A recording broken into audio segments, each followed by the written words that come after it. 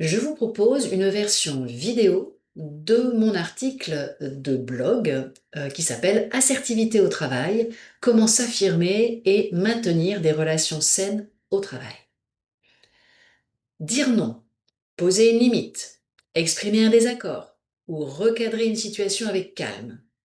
Dans le monde professionnel, ces interactions sont souvent beaucoup plus difficiles qu'il n'y paraît. L'assertivité au travail ne se limite pas à une technique de communication.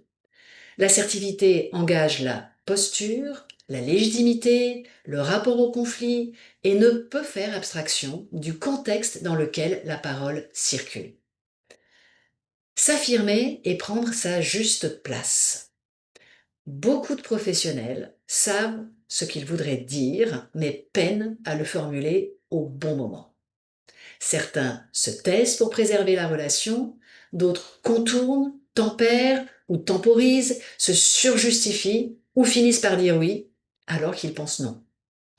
D'autres encore essaient d'être clairs, puis se sentent coupables, craignent d'avoir été mal perçus ou ont l'impression d'avoir été trop loin.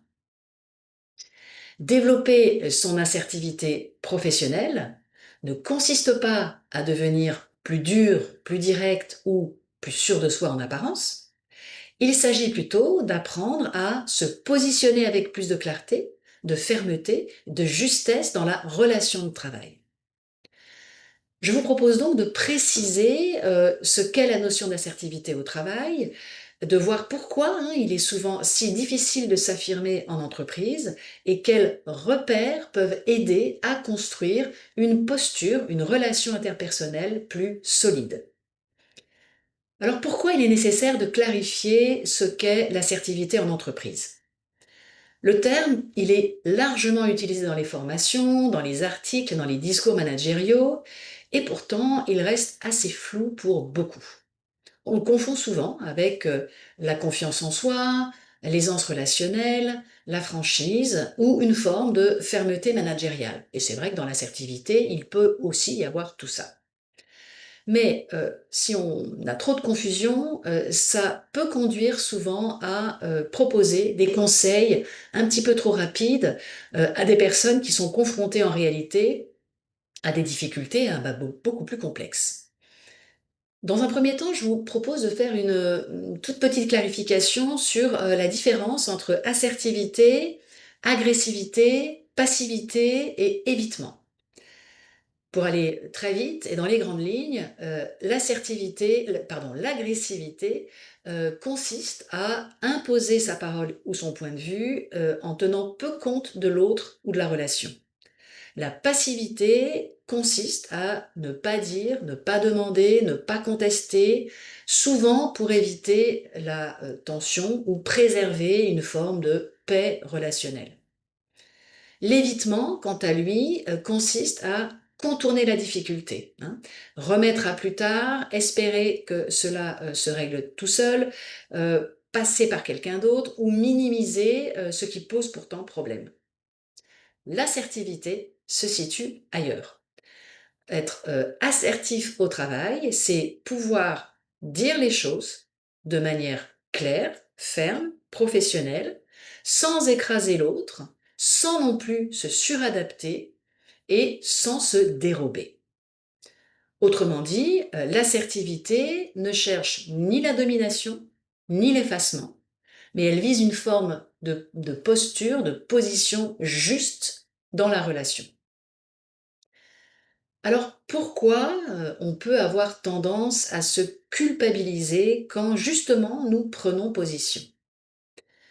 Dans de nombreux contextes professionnels, la capacité d'adaptation est valorisée. Hmm. Être disponible, être souple, ne pas compliquer les choses, absorber les imprévus, lisser les tensions, montrer sa bonne volonté, tout cela est souvent perçu comme professionnel. Et dans ce cadre, s'affirmer peut être vécu comme une prise de risque. Dire non semble déplacé, exprimer un désaccord peut être lu comme un manque de loyauté, et poser une limite peut faire craindre d'être perçu comme rigide, peu coopératif, voire difficile à manager.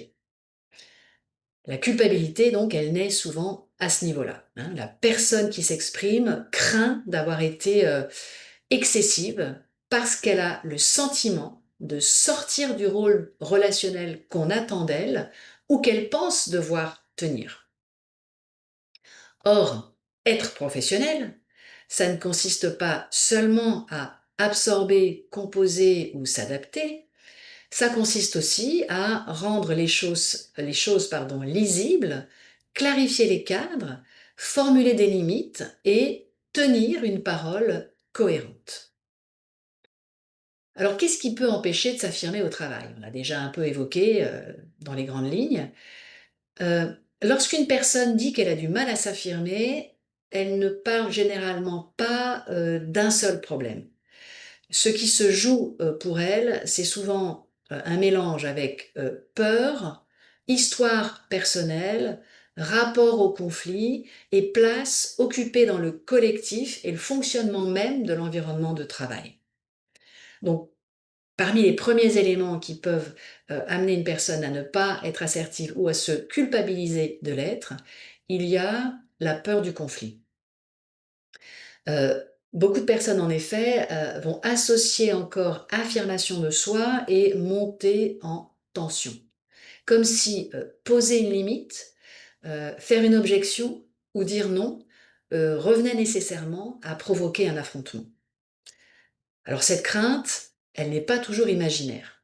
Certaines personnes ont déjà vécu des situations où une remarque, bien qu'elle ait été mesurée, a été mal reçue, où une hiérarchie a réagi de manière défensive, ou encore où le désaccord a immédiatement été lu comme un problème de comportement. Donc dans ce cas-là, éviter, temporiser, tempérer, arrondir devient une stratégie absolument compréhensible. En revanche, cette stratégie, elle a un coût, hein, parce que ce qui n'est pas dit disparaît rarement. Ça se déplace plutôt sous forme de lassitude, de tension diffuse, d'irritation, de découragement, et à terme, vouloir éviter tout conflit peut contribuer à fragiliser les relations de travail et à rendre ce travail plus confus. Deuxième élément qui peut rendre, je dirais, le fait d'être assertif de manière un petit peu plus négative et un peu plus compliqué, c'est la peur d'être mal perçu. Effectivement, s'affirmer expose toujours un peu. Mmh. Ça touche pas seulement, au contenu de ce qu'on dit, mais aussi à l'image qu'on risque, de renvoyer. Est-ce que je vais paraître, trop sec, trop sèche? Est-ce que je suis trop exigeant? Est-ce que je vais paraître trop exigeant, trop exigeante? Est-ce que je vais paraître peu flexible, difficile, ingrat, ingrate? Est-ce que je ne suis pas assez, collective, collectif? Est-ce qu'on va penser que je dramatise, que je manque de hauteur, que je ne sais pas gérer la pression? Ces questions, sont fréquentes et en particulier chez les personnes qui sont très investies dans la qualité du lien, hein. Chez celles qui occupent, une place intermédiaire entre plusieurs attentes ou, chez celles qui ont construit leur reconnaissance sur leur fiabilité et leur adaptabilité. Donc derrière la difficulté à s'affirmer, il y a souvent une question de légitimité et de place.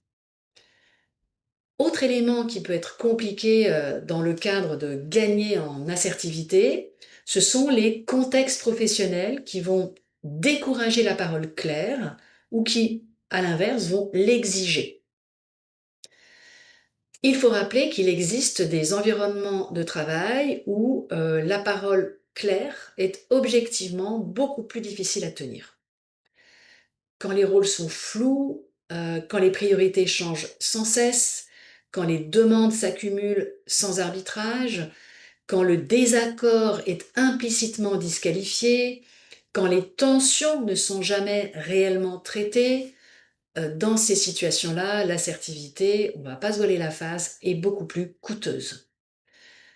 Dans de telles situations, exiger des personnes qu'elles soient plus assertives peut avoir quelque chose de malsain. hein.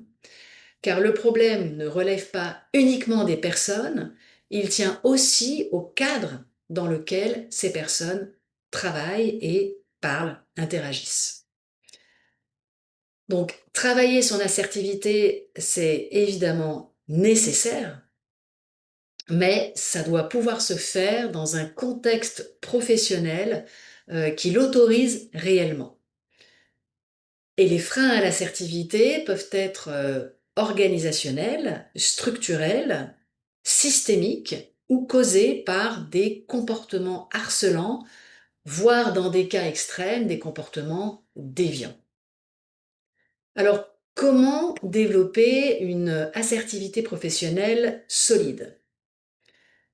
Développer son assertivité au travail, ça ne consiste pas à apprendre quelques phrases toutes faites. Alors évidemment, les formulations peuvent aider, mais il est clair qu'elles ne suffisent pas. L'enjeu, c'est plutôt de gagner en clarté sur ce qui se joue dans une relation, ce que l'on veut dire, sur ce que l'on peut tenir et sur la manière de rester présent, présente dans la relation sans pour autant s'y dissoudre. Premièrement, ce que je propose, c'est de clarifier ce que vous voulez dire en amont du message à exprimer. Donc, avant de chercher comment parler et dire ce qui est important pour vous, et en amont du moment où vous allez vous exprimer, je vous invite à clarifier ce que vous allez évoquer. Est-ce que c'est un fait problématique? Est-ce que c'est un besoin de clarification? Est-ce que c'est une limite à poser? Est-ce que c'est un désaccord de fond? Est-ce que c'est une crainte concernant un projet, une nouvelle stratégie? De quoi s'agit-il exactement, hein? Et puis, qu'est-ce que vous souhaitez faire? Est-ce que vous souhaitez faire un recadrage? Est-ce que vous souhaitez exprimer un refus? Est-ce que vous souhaitez faire part d'une demande? Est-ce que vous avez besoin d'un arbitrage, d'un rappel de rôle? Est-ce que vous souhaitez exprimer un désaccord sur une méthode, par exemple? Cette étape de réflexion, de réflexivité avant, hein, de s'exprimer, elle change beaucoup de choses, puisqu'elle va permettre d'éviter les formulations globales, les formulations accusatoires ou confuses. Et le fait de vous poser ces questions au préalable rend possible une parole plus simple et plus juste. Deuxième conseil que je peux vous proposer, c'est de poser un cadre, certes, mais sans vous justifier excessivement. Nombre de professionnels, nombre de personnes pensent qu'elles doivent expliquer beaucoup pour avoir le droit de poser une limite.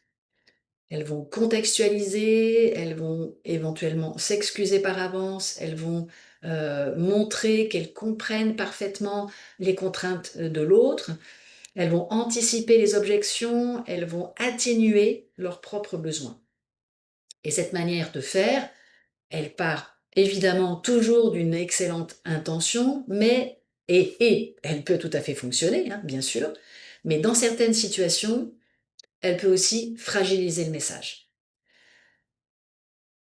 Évidemment, si ce message est perçu comme trop complexe, trop teinté d'émotionnel et qu'il n'est pas suffisamment clair et contextualisé, ou qu'il ne prend pas suffisamment compte de vos besoins, le résultat attendu, qui sera celui que vous aviez envie de donner, hein, sera mal interprété et produira les effets inverses de ce que vous aviez envisagé. Donc, poser un cadre de façon assertive, c'est pouvoir dire avec suffisamment de précision ce qui est possible, ce qui ne l'est pas, ce qui doit être clarifié ou ce qui appelle une autre décision, ce qui vous met dans l'inconfort et ce avec quoi vous êtes en désaccord ou qui pose question pour vous. Bien souvent, la parole gagne vraiment en solidité lorsqu'elle est claire, qu'elle repose sur des faits, qu'elle est exprimée avec une justesse émotionnel qui est perceptible par les personnes avec lesquelles vous interagissez, c'est-à-dire ni agressive, mais ni excessivement non plus dans la compréhension des autres au détriment de soi. Troisième conseil que je peux vous proposer, faites confiance à votre capacité à être en relation sans faux semblant et sans hypocrisie. Beaucoup de personnes encore craignent qu'en devenant plus claires, elles deviennent aussi plus dures, hein. Et cette opposition-là est parfois trompeuse. Il est tout à fait possible de rester attentif à la relation tout en tenant son point de vue, hein. Il est possible de reconnaître la contrainte de l'autre sans annuler la sienne. Il est possible de formuler une limite sans rompre le lien. Et si rupture du lien il y a, eh bien il est parfois nécessaire, voire salvateur, hein, dans des situations intolérables qui ne respectent pas la personne, voire la maltraitent. Donc maintenir une bonne relation ne veut pas dire tout absorber, tout comprendre, tout accepter. Cela veut dire parler en gardant à l'esprit qu'il y a une personne, un interlocuteur, une interlocutrice à respecter, une relation de travail et un cadre commun sur lequel on peut s'entendre et poser ce dont on a besoin. C'est une nuance importante parce que ce qui rend une parole professionnelle, ce n'est pas son lissage, c'est sa lisibilité et c'est sa tenue. Alors, l'assertivité relève aussi du contexte collectif, hein. La difficulté à s'affirmer, elle est souvent malheureusement abordée et souvent uniquement sous le prisme de l'individu. Et cette lecture, elle est parfois juste, mais elle est loin d'être toujours suffisante. Par exemple, les environnements de travail qui favorisent le flou. Certains contextes de travail produisent structurellement du brouillage, hein, des objectifs mouvants, la multiplication des urgences, des responsabilités mal délimitées, des attentes implicites, des décisions peu assumées, une faible régulation des tensions. Dans ces environnements-là, les personnes se retrouvent souvent à devoir négocier sans cesse leurs priorités, protéger leur marge de manœuvre, décoder des implicites, contenir des demandes contradictoires. Donc, le problème d'un supposé manque d'assertivité n'est pas systématiquement individuel. Comme je viens de l'évoquer, il y a des difficultés qui disent aussi quelque chose du collectif. Alors bien sûr, certaines difficultés à être assertive relèvent de l'histoire de la personne, de ses habitudes relationnelles, de son rapport à l'autorité, de son sentiment d'illégitimité ou de légitimité, évidemment. Mais d'autres difficultés, comme je l'évoquais, disent aussi autre chose sur le collectif. Par exemple, un fonctionnement où personne ne recadre vraiment. Un management qui laisse chacun absorber silencieusement. Une culture où dire non est très mal perçu. Une équipe qui repose sur le décodage plutôt que sur la clarification. Une organisation où la coopération s'appuie sur une disponibilité implicite permanente. Dans ces cas-là, aider quelqu'un à mieux s'affirmer est utile, mais peut rester insuffisant si rien n'est interrogé du côté des modes de fonctionnement de l'organisation du travail. Et c'est souvent dans ces moments-là que l'observation à mener devient intéressante, quand on cesse d'opposer l'individuel et le collectif, mais qu'on regarde comment l'un et l'autre se répondent. Alors, sur la thématique du contexte professionnel qui peut être problématique, je vous invite à consulter mon post LinkedIn qui s'appelle les 13 facteurs systémiques qui facilitent le harcèlement au travail. Vous en apprendrez encore davantage sur ce qui peut poser problème. Alors, développer son assertivité au travail, c'est une question de formulation, bien sûr, mais c'est aussi une question de posture. On cherche souvent la bonne phrase à prononcer et c'est vrai qu'une formulation bien menée peut faire une réelle différence, évidemment. Mais l'assertivité ne se réduit pas à un choix de mots.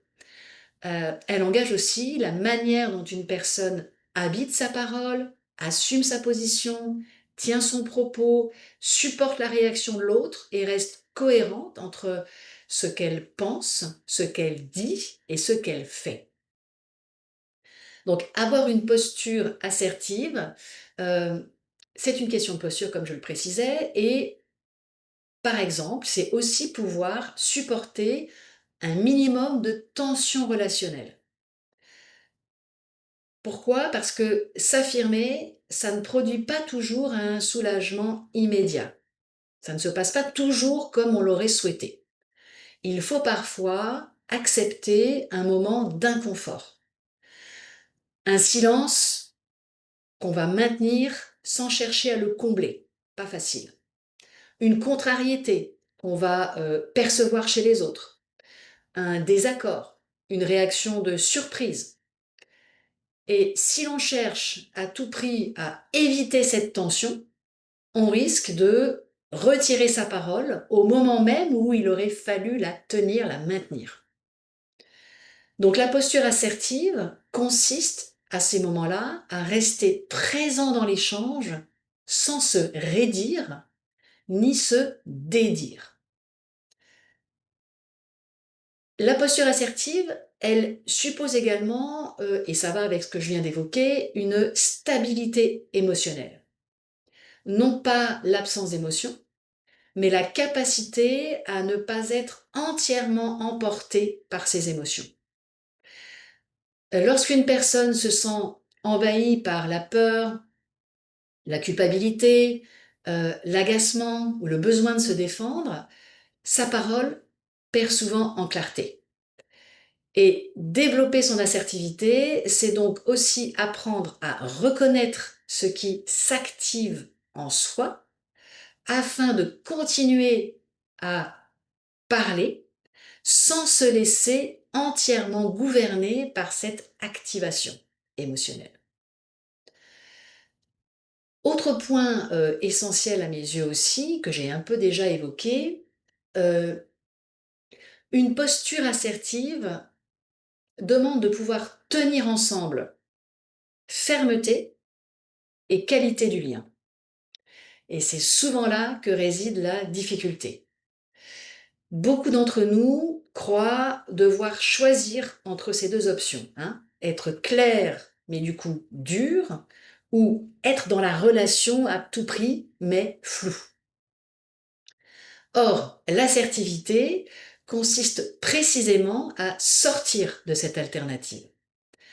Il s'agit de pouvoir dire sans humilier, sans écraser, sans rompre inutilement la relation, sauf dans des situations évidentes de harcèlement avéré ou d'humiliation répétée. Là, je vous invite à couper vraiment les liens. Et donc cette articulation, hein, demande de la maturité relationnelle. Pourquoi? Parce que elle suppose donc de ne pas confondre clarté et brutalité. Enfin, la posture assertive s'appuie sur une certaine cohérence entre le fond de ce qui est exprimé, le ton employé et l'intention derrière le message que l'on souhaite formuler.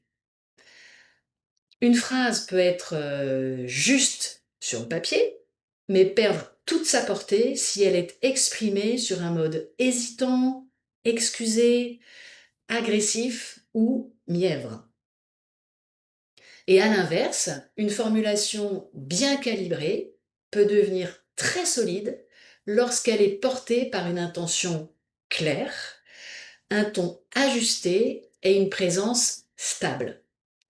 Et c'est cette cohérence qui rend une parole à la fois lisible et crédible.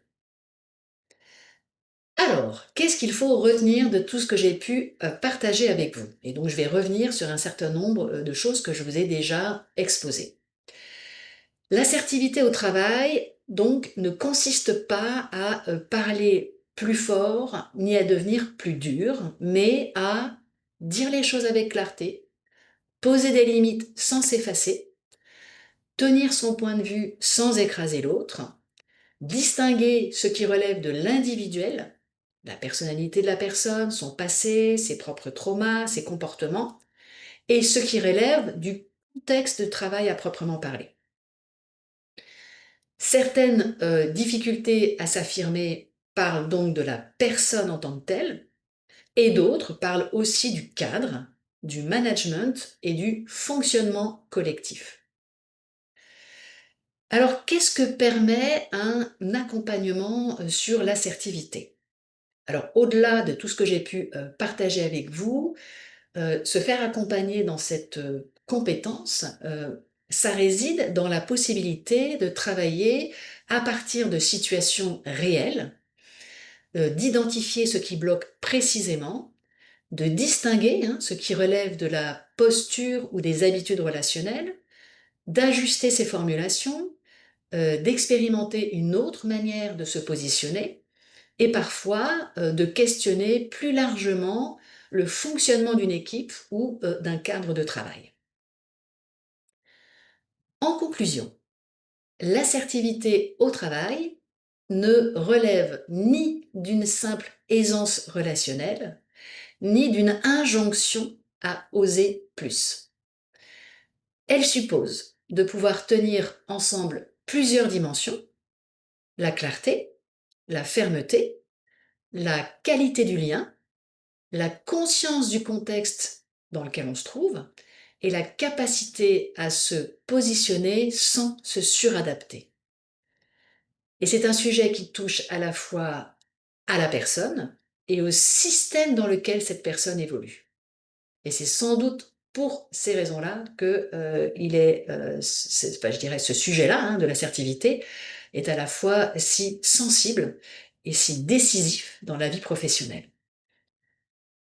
Apprendre à s'affirmer ne consiste pas à devenir plus dur, il s'agit de devenir plus lisible, plus juste et souvent plus conscient dans sa manière d'être à soi-même et dans sa manière d'être en relation au travail.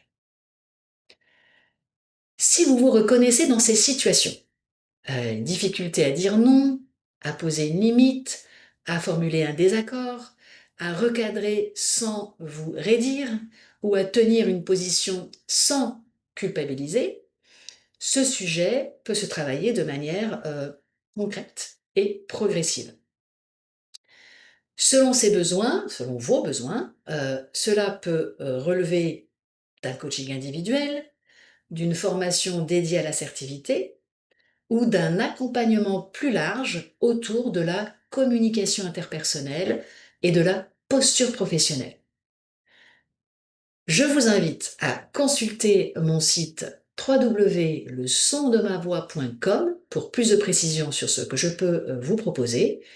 Et j'ai été ravie de partager ce moment avec vous privilégié et je vous dis à tout bientôt. Merci beaucoup pour votre attention et votre écoute.